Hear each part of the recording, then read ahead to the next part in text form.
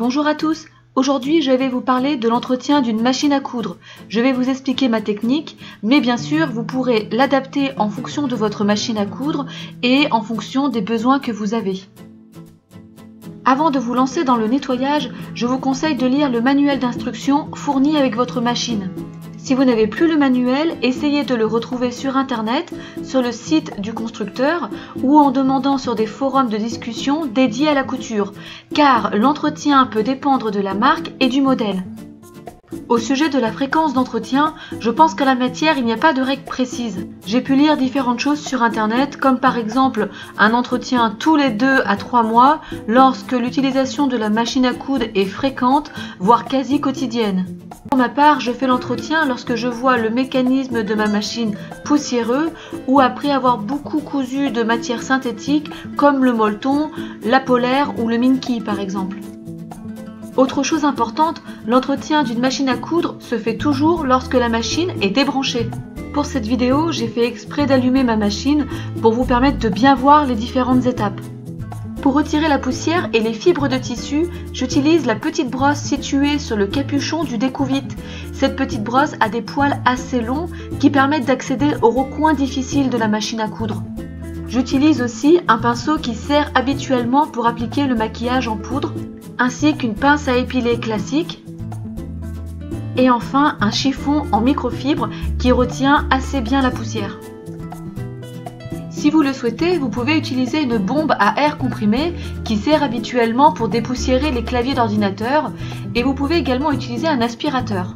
Selon les machines à coudre, vous pouvez avoir besoin d'un tournevis plat et d'un tournevis cruciforme. Je décide de commencer le nettoyage de ma machine en dépoussiérant la zone située au-dessus du pied presseur.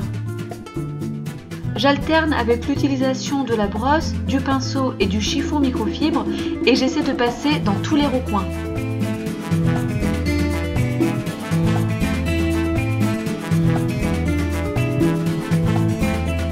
En regardant de plus près, je m'aperçois que la zone où passe le fil supérieur contient pas mal de poussière et qu'avec le pinceau, je ne parviens pas à l'enlever. Par conséquent, je dévisse sur le côté le cache en plastique qui protège le mécanisme. Et je poursuis le nettoyage en enlevant les excès de matière et de poussière situés à l'intérieur. On ne le voit pas bien à la vidéo, mais j'ai retiré pas mal de petits moutons de poussière et de fibres textiles. Sans un entretien fréquent, ces amas de résidus peuvent rendre la machine plus bruyante et moins performante car ils ralentissent le mécanisme de la machine et à terme peuvent abîmer des pièces qu'il faudra ensuite remplacer. Pour nettoyer la zone située sous les griffes d'entraînement, je dois d'abord retirer le pied de biche en appuyant sur une petite tige en métal située derrière le pied presseur. Puis je dévisse l'aiguille à l'aide d'un tournevis plat. Attention lorsque vous dévissez de bien retenir l'aiguille avec la main gauche pour pas qu'elle ne tombe à travers les griffes. Ensuite, je retire les 2 vis qui maintiennent la plaque située au-dessus des griffes d'entraînement. Habituellement, c'est à cet endroit que reste bloqué le plus de matière. Alors préparez-vous à y trouver pas mal de résidus. À cet endroit, si vous constatez beaucoup de résidus, vous pouvez les retirer avec votre aspirateur ou les souffler avec votre bombe à air comprimé dont je vous ai déjà parlé en début de vidéo.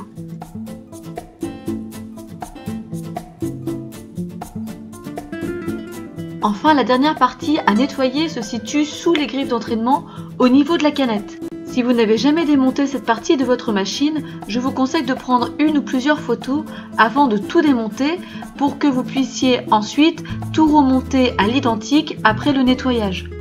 Pour finir, je passe un petit coup de chiffon sur les différentes pièces avant de les remettre en place.